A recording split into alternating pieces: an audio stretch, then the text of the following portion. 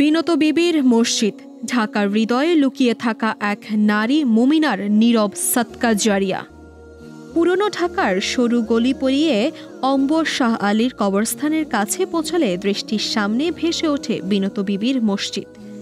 এটি শুধু ইট চুনের স্থাপনা নয়, এটি যেন ৬০০ বছর ধরে মাথায় তুলে দাঁড়িয়ে থাকা এক নারীর ঈমান, স্বপ্ন ও নির্মল নিয়তের জ্যোতির্ময় স্মৃতি।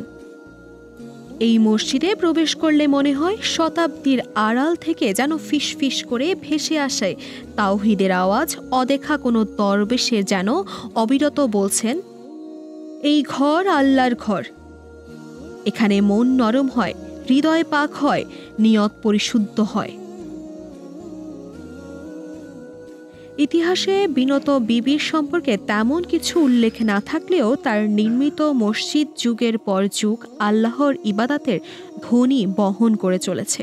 দুনিয়ার চোখে তিনি হয়তো সাধারণ, কিন্তু আল্লাহর কাছে তিনি একজন মুমিনা, যিনি নিজের সম্পদ দিয়ে ব্যক্তিগত ঘর নয়, আল্লাহর ঘর তৈরি করেছিলেন।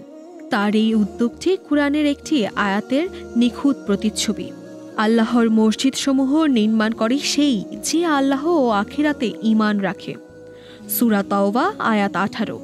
বিনত বিবি যেন ছিলেন সেই ঈমানদারের একজন, যারা দুনিয়ায় নাম যশের জন্য নয়, বরং আখিরাতের নেকি অর্জনের জন্য কাজ করে। একই সাথে এটি ঢাকার ইসলামী ঐতিহ্য, নারী উদ্যোগ, স্থাপত্য, শিল্প ও দৃঢ়তার এক উজ্জ্বল প্রতীক।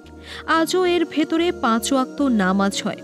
আজও কেউ সিজদায় মাথা রাখলে জমিনের আলিঙ্গনে ছড়িয়ে পড়ে সেই ৬০০ বছরের পুরনো প্রশান্তি।